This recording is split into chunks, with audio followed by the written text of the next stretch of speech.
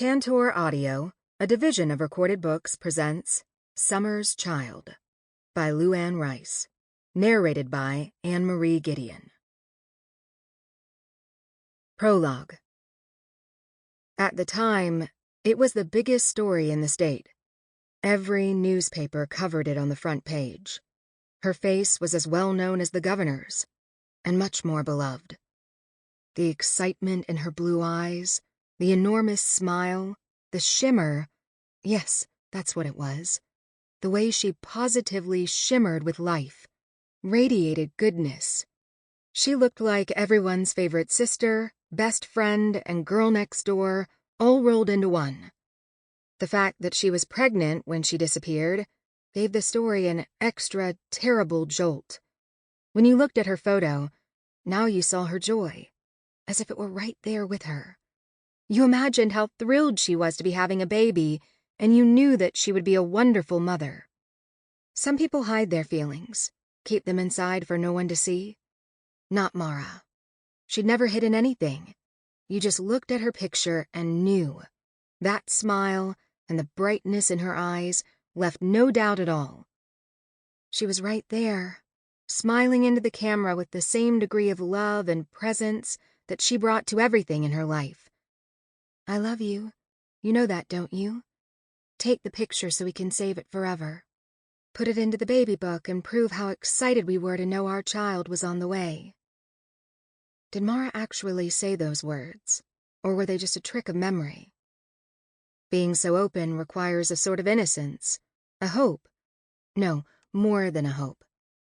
A conviction that the world was safe, that people were good, that life was a gift and nothing moved except as a positive power.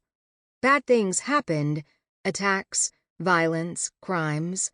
Yes, unfortunately they did. But they could always be explained and therefore, eventually, understood, so they wouldn't have to happen again. So the people who did them could be helped and could change. Those were Mara's beliefs. Or they had been, back in the days just before her picture appeared on the front page of every paper in Connecticut. She had been an only child.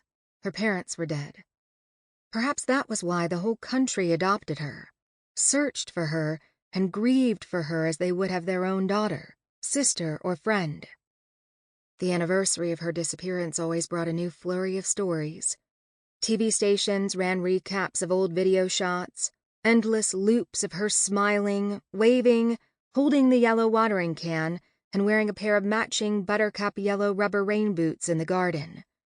Newspapers reran the story every June 21st, the anniversary of her disappearance, and the longest day of the year, to remind readers of what had captivated the country so many years ago now.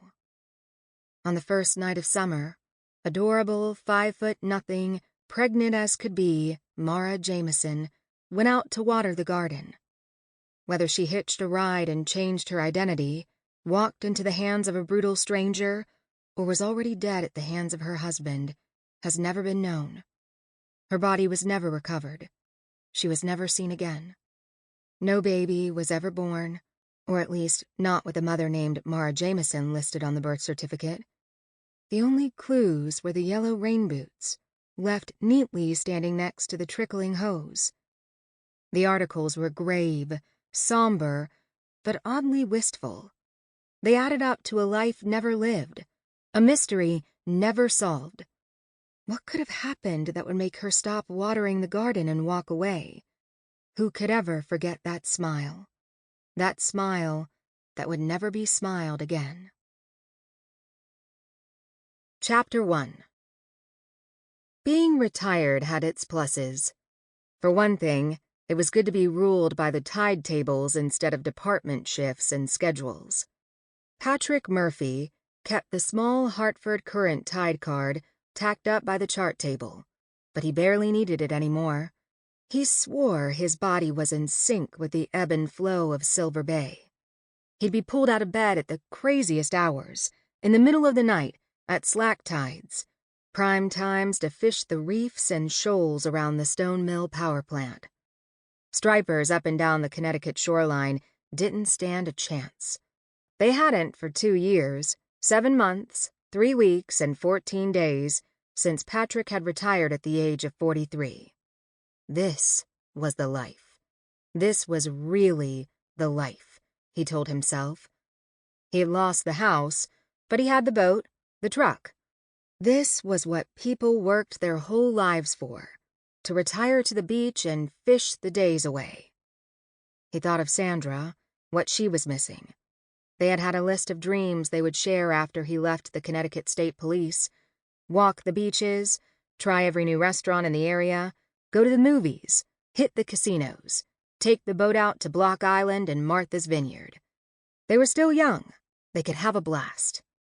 A blast, he thought. Now, instead of the fun he had thought they would have together, blast made him think of the divorce, with its many shocks and devastations, the terrible ways both lawyers had found to make a shambles of the couple they had once been. Fishing helped. So did the Yankees. They had snapped their losing streak and just kept on winning. Many the night Patrick combined the two, casting and drifting, listening to John Sterling and Charlie Steiner call the game, cheering for the Yanks to win another as he trolled for stripers, as his boat slipped east on the current. Other things pulled him out of his bunk, too. Dreams with dark tentacles. Bad men still on the run after Patrick's best waking efforts to catch them. A lost girl. Shocks and attacks and bone-rattling fears that gave new meaning to things that go bump in the night. Patrick would wake up with a pounding heart, thinking of how terrified she must have been. Whether she was murdered, dead and buried all these years, or whether something had happened to drive her from her house, her grandmother's rose garden, to some place so far away she had never been seen again. Her fear must have been terrible. That's the thing he could never get out of his mind.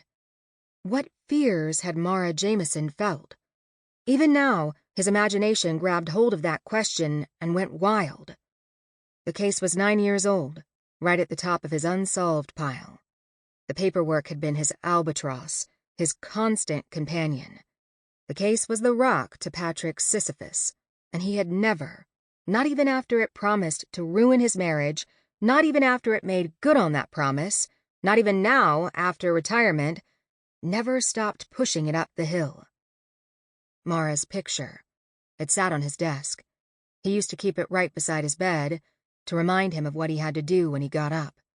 Look for the sweet girl with the heartbreak smile and the laughing eyes. Now, he didn't really need the picture. Her face was ingrained into his soul. He knew her expressions by heart, the way other men knew their wives, girlfriends, lovers. She'd be with him forever, he thought, climbing out of bed at 5:30 a.m. He had only the vaguest idea of what his dream had been. Something about blood spatter on the kitchen floor, the spidery neon blue patterns revealed by the blood-detecting luminol, trickles and drops, spelling, in Patrick's dream, the killer's name. But it was in Latin, and Patrick couldn't understand. Besides, who could prove she'd been killed when her body had never been found? He rubbed his eyes, started the coffee, then pulled on shorts and sweatshirt. The morning air felt chilly. A front had passed through last night, violent thunderstorms shaking the rafters, making Flora hide under the bed. The black lab rubbed up against him now, friendly bright eyes flashing, knowing a boat ride was in their future. Heading up on deck, he breathed in the salt air. The morning star blazed in the eastern sky, where the just-about-rising sun painted the dark horizon with an orange glow. His 32-foot fishing boat, the probable cause, rocked in the current. After the divorce, he'd moved on board. Sandra had kept the house on Mill Lane. It had all worked out fine, except now the boatyard was going to be turned into condos. Pretty soon all of New England would be one big townhouse village, complete with docominiums, and Patrick would have to shove off and find a new port. Hearing footsteps on the gravel, he peered into the boatyard.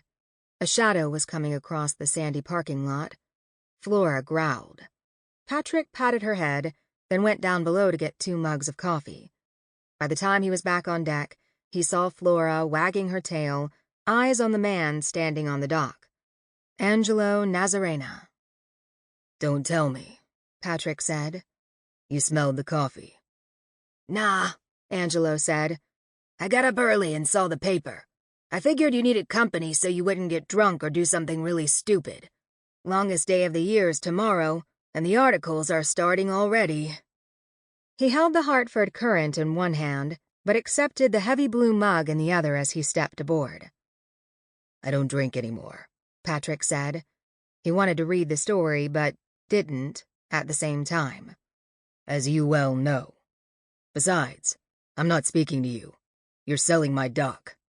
"Making millions in the bargain," Angelo chuckled.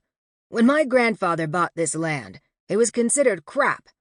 The wrong side of the railroad bridge, next to a swamp, stinking like clam flats. But he was smart enough to know waterfront is solid gold, and I'm cashing in. Good coffee." Patrick didn't reply. He was staring at Mara's picture on the front page. It had been taken in her grandmother's rose garden, 10 miles from here, at her pretty silver-shingled cottage at Hubbard's Point. The camera had caught the light in her eyes, the thrill, the joy, that secret she always seemed to be holding back. Patrick had the feeling he so often had, that if he leaned close enough, she'd whisper to him, tell him what he so desperately wanted to know. "These papers really get a lot of mileage out of nothing," Angelo said, shaking his head. "The poor girl's been gone 9 years now. She's fish food. We all know that." "Your Sicilian lineage is showing." "She's gone, Patrick. She's dead," Angelo said sharply now. He and Patrick had gone to school together, been altar boys at St. Agnes's together, been best man at each other's wedding. He and Patsy had introduced him to Sandra. "The husband did it, right?" "I thought so. For a long time," Patrick said. "What was his name, though? He had a different last name from Mara." "His name is Edward Hunter. Mara had her own career. She kept her own name when she married him." And now Patrick saw Edward Hunter's handsome, charm-boy face, his stockbroker's quick, sharp smile, as wide and bright as Mara's, but without 1 ounce of her heart, soul, depth, integrity, authenticity, spark. As a state cop, Patrick had encountered smiles like Edward Hunter's thousands of times. The smiles of men pulled over for speeding on their way home from places they shouldn't have been. The smiles of men at the other end of a domestic violence call. Smiling men trying to convince the world they were better than the circumstances made them seem, and reminding Patrick that smile was really just slime, spelled sideways. "Everyone thought so, not just you.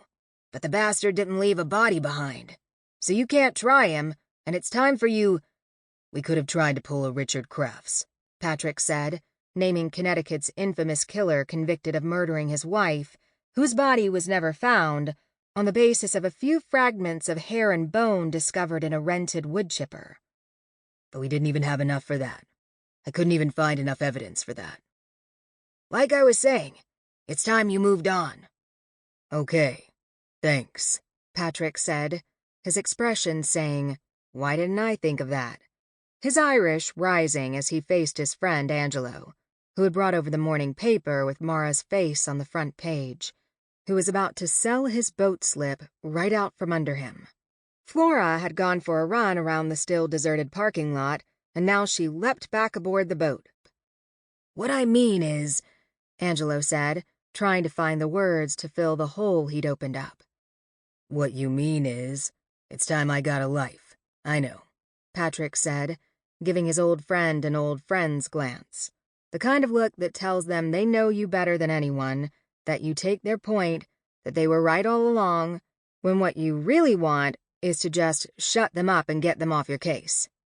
"Yeah, to be honest, that's what I mean," Angelo said, chuckling with relief even as Patrick was folding up the newspaper and tossing it through the hatch, purportedly for disposal, but actually to save forever, as he saved all of Mara's pictures.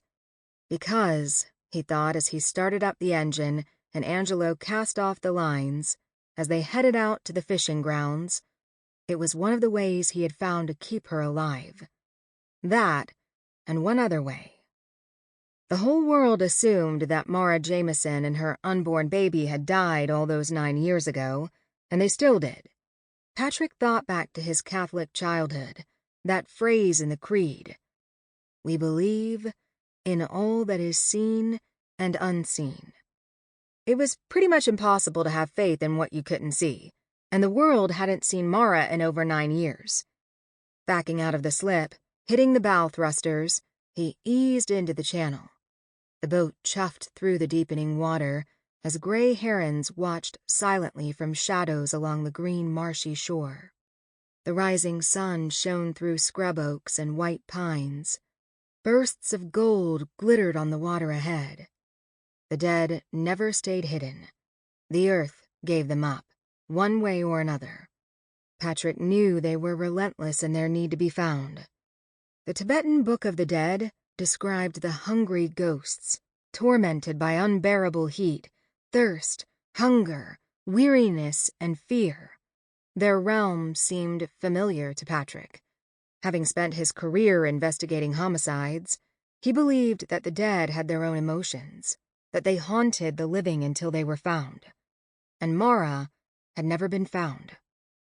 After all the work he'd done on her case, Patrick believed he would know, deep inside his own body, if she were dead.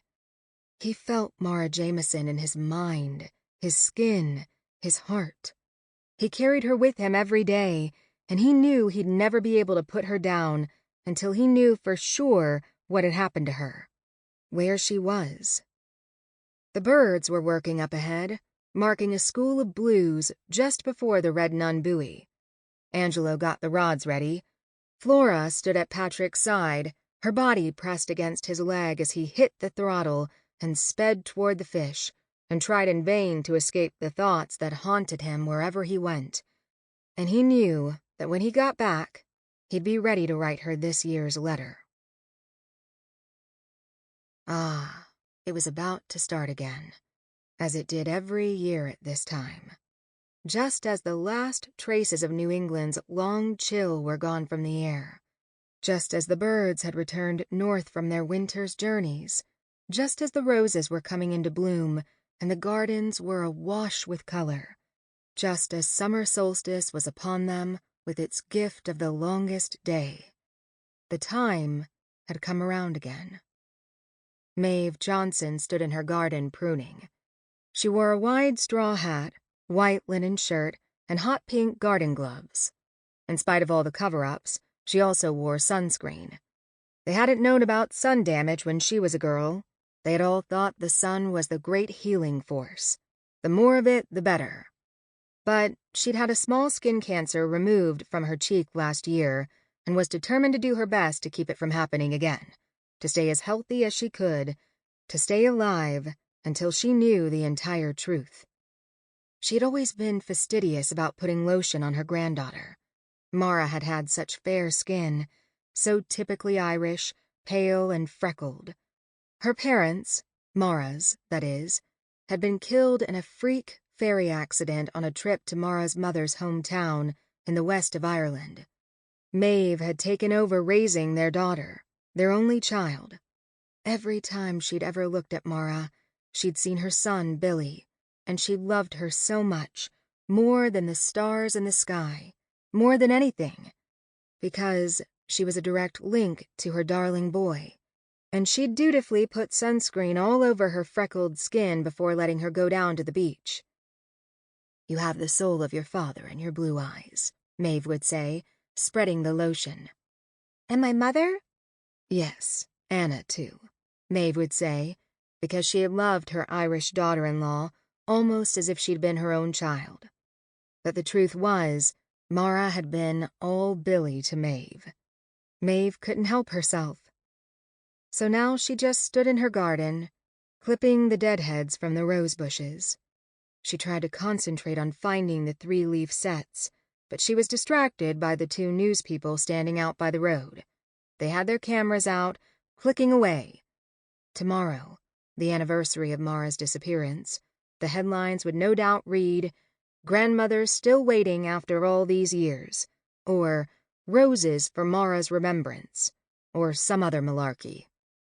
The local news people had always made a cartoon of the situation, tried to boil everything down into an easily palatable story for their readers to understand, when no one knew the whole truth, except Mara. Edward had played his part in the terrible drama, and Maeve knew some segments, but only Mara knew it all. Only Mara had endured it.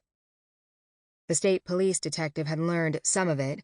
Patrick Murphy, another Hibernian, although not in the tradition of Irish cops that Maeve remembered from growing up in the south end of Hartford. Those fellows had been tough, all steel, no nonsense, and they'd seen the world in black and white. Everything was one way or another. Not Patrick. Patrick was different. Maeve had taught school for 50 years, and if she had ever had Patrick Murphy in her class, she knew that she would never have pegged him to be a police officer. Not that he hadn't done a thorough investigation. If anyone could find Mara, Maeve knew it would be Patrick. But there was something in his makeup that reminded Maeve of Johnny Moore, an Irish poet she had once known. She had seen it the day he had come here to Maeve's house, held her hand as they sat in rockers on the porch, and told her about the blood they had found on Mara's kitchen floor. Maeve's heart had frozen. It really had. She had felt her heart freeze and constrict, felt the muscles shrink, pulling all her blood back from her face and hands so that her head had dropped down on her chest. And when she'd come to, just a second or two later, Patrick was kneeling in front of her, with tears in his eyes, because he was thinking the same thing she had so often feared would happen. That Mara was dead. The baby was dead. That Edward had killed them both. Maeve had only to think of the tears in Patrick Murphy's blue eyes to feel her heart twist now, again, as she snipped away at the tangled rose bushes. She knew that he would come by, sometime in the next week or so, to check on her. Maeve held the green plastic-handled garden shears in her pink-gloved hand, clipping her rose bushes, cutting far enough down, right to the place where new life in the form of tiny green leaves emerged from the stem. Her arthritis was acting up. She could almost feel the photographers wanting to ask her to go get the yellow boots and watering can, stage the yard as it had been that day 9 years ago tomorrow. "Hello, Maeve." Looking up, she saw her neighbor and lifelong best friend, Clara Littlefield, coming through the side yard. Clara carried a wicker picnic basket overflowing with French bread, grapes, brie, saucisson, and a bottle of wine. "Hi, Clara," Maeve said. The two women bumped straw hats as they kissed. "The roses look so beautiful this year," Clara said. "Thank you. Look at Mara's beach roses. They've really come into their own, haven't they?" "They have," Clara said, and the two women admired the full bushes, lush with pink blooms, planted by Mara the year her parents drowned. So many years ago, meant to cherish her parents' memory, and now they were all Maeve had of Mara herself. Maeve's eyes filled with tears, and she felt Clara's arms slip around her. "You brought us a picnic?" Maeve asked. "Of course. I can't come to stay at your house without bringing food. It's like those sleepovers we had 60 years ago, when we'd take turns providing the s'mores." "The sleepovers continue," Maeve said, smiling, "no matter how old we are." Clara laughed, hugging her again, almost making Maeve forget the reason for this particular sleepover, this picnic. Every June for the last 8 years, Maeve's best friend had come over to stay, to spend the night before that day when Mara put down the green garden hose and yellow watering can, slipped off her yellow boots, and walked out of her grandmother's yard forever. Forever was such a long time. But, Maeve thought, holding Clara's hand as they walked into the kitchen to delve into the picnic basket, it went by just a little easier when you had a best friend by your side. Chapter 2. The two girls had missed the bus, so they walked home from school, kicking a pebble ahead of them on the bumpy road high above the Gulf of St. Lawrence. They took turns. First, Jessica would give it a good smack with her sneaker, send it bouncing along. When they caught up to the stone, Rose would take her shot. In between kicks, they walked and talked. Favorite color, Rose said. Blue. Favorite animal, Jessica said. Cats. Favorite book? The Lion, the Witch, and the Wardrobe. Mine too, Rose laughed as she kicked the pebble and got air, sending it in a long arc down the middle of the road. Did you see that? Okay, you get the gold medal, Jessica said. Back to question time. We played this before, Rose said. We already know the answers to all the questions. Not all the questions, Jessica said mysteriously. We've only been friends since I moved here in April. I'll bet you don't even know where I'm from. Boston, Rose said. That's just what we tell people, Jessica said. She had a pretend scary look on her freckled face. But there are secrets that even my best friend won't know. Until she asks me. Rose giggled. She and Jessica were almost 9, and it felt delicious to imagine that her new friend had deep, dark secrets, and to know that to find out about them, all she had to do was ask. Mulling that over, she walked in silence. Off to the left, the Gulf of St. Lawrence stretched on forever. It was very calm and bright blue, with just the finest of haze spread like a silk scarf over its surface. Rose knew when she saw haze like that, summer was almost here. She scanned the bay in search of Nanny. When summer came, so did Nanny. Jessica miskicked the pebble into the weeds, so she started over with a new one. Rose inched a little way down the bank to find the old stone. Something made her want to keep it, so she put it in her pocket. By the time she looked up, Jessica had disappeared around the bend. Rose skipped a few steps. When she broke into a run, her heart fluttered like a trapped bird. "Don't you want to know?" Jessica asked, dribbling the pebble the way she did a soccer ball on the field. "Sure," Rose said. "Then ask," Jessica teased. "Go on. I'll give you a clue. Ask me my real name." "I know it. It's Jessica Taylor." "Maybe it is, maybe it isn't. Maybe Taylor is my stepfather's name. Or maybe we decided to name ourselves after James Taylor. We love his music." "So do my mother and I." "My real father saw him at a concert once, at Tanglewood." "Your real father?" Rose asked. She wanted to ask more, but something about the look on Jessica's face made her hold back. Stress pulled her eyes tight and made her jaw square. It only lasted a moment, was gone in a flash, but Rose had seen. The words, "your real father," slashed between them. Rose felt them in her heart like another trapped bird. "The air sure is clean up here," Jessica said, changing the subject as they started walking again. "It's the reason we moved to Cape Hawk. So far from pollution and junk in the air. Or at least that's what my mother tells everyone. But maybe—" "Maybe what?" Rose asked. "Maybe the real reason we moved here is another scary secret," Jessica said. She tugged on one of Rose's braids, then pointed up at the mansion on the hill. Deer tracks led through the thick brush into the pine forest surrounding the great big stone house where the oceanographer lived. "Let's go up there and spy on Captain Hook."